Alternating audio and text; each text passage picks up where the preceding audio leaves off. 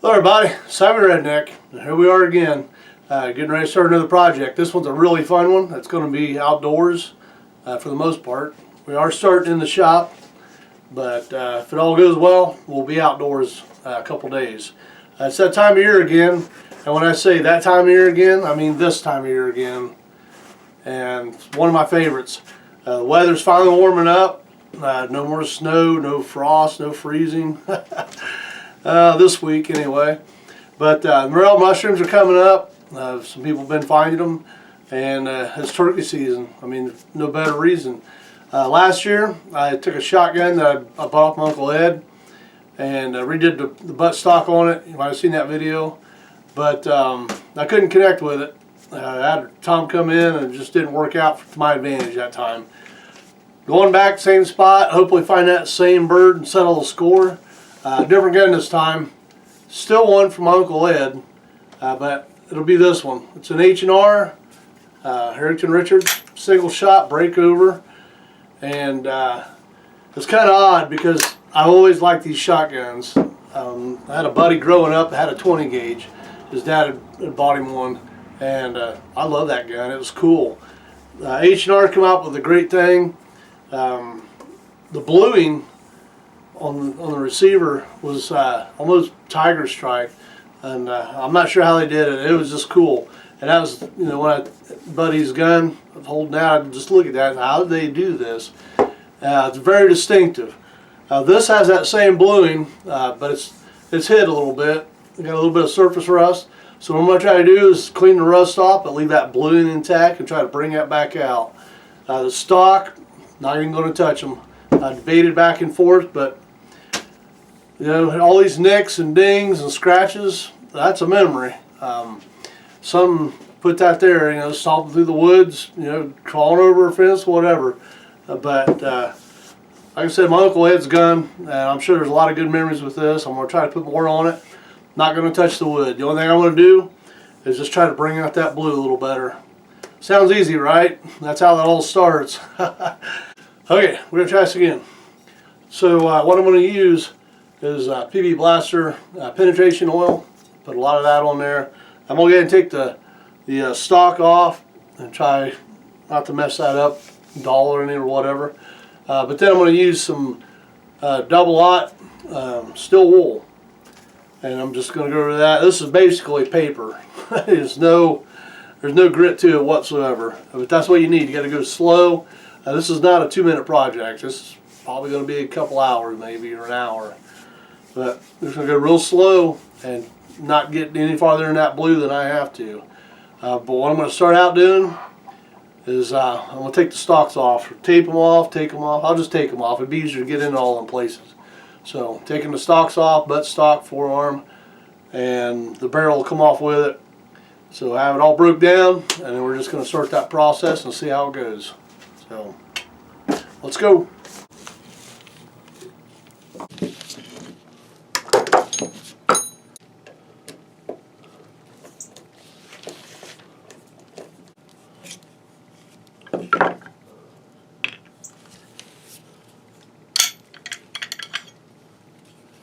Well, voila, there we go. Put it down. Okay, so just like this, a little penetrating oil. Let it set for a little bit. If you get bored, you can move around your finger, just kind of even it out. Let it go where it wants, right? And then steel wool.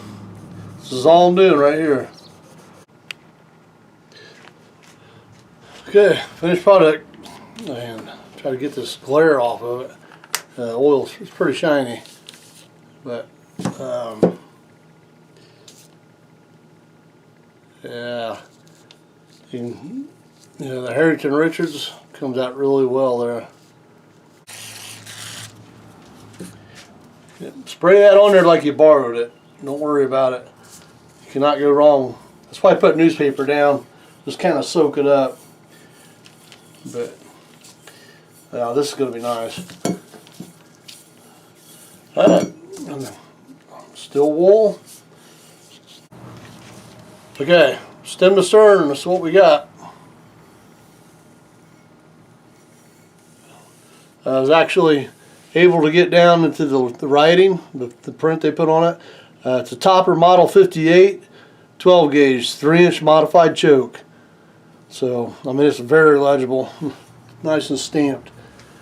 The bluing, there's some nice bluing underneath that was out of the elements. But I'll tell you what, the rest of it's got so much character. I like that. That is cool. I don't know that I need to do any more to this. And this went pretty easy.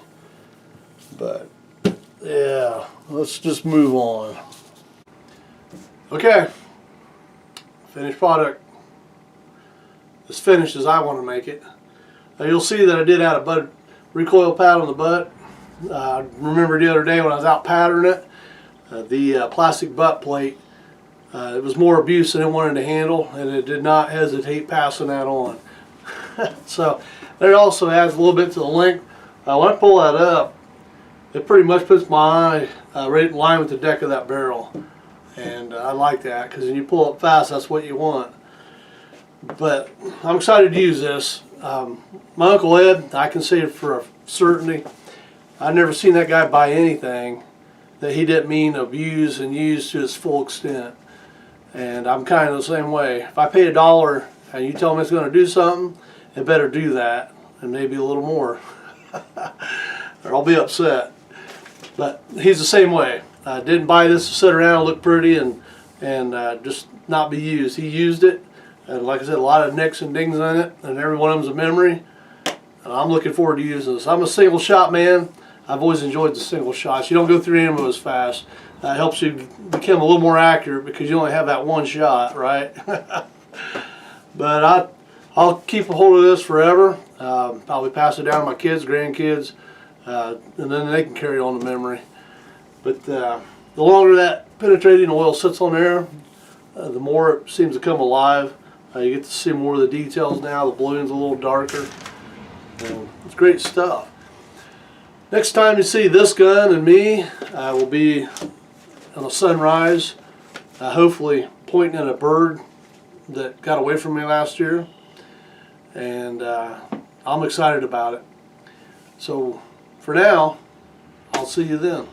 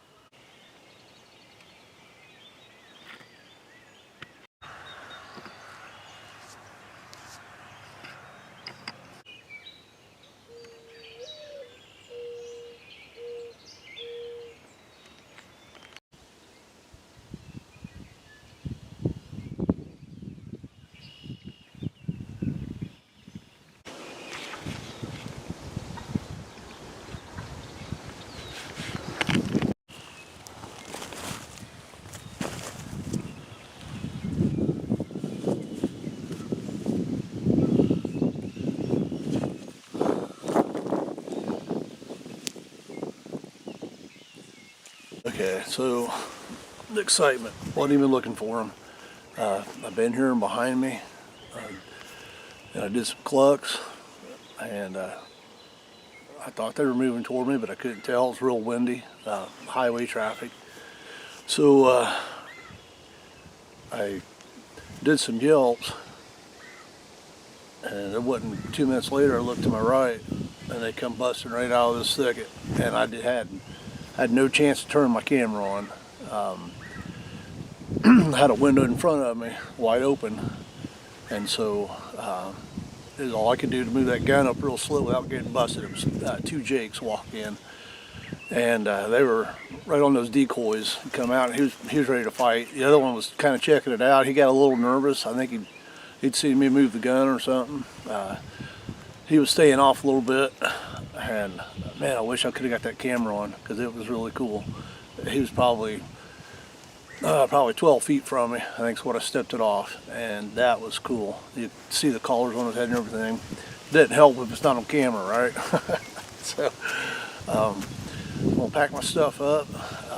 I head over with my brother, and he's hunting, see if we can get something in, and hopefully get something on footage this time. So we'll catch up later.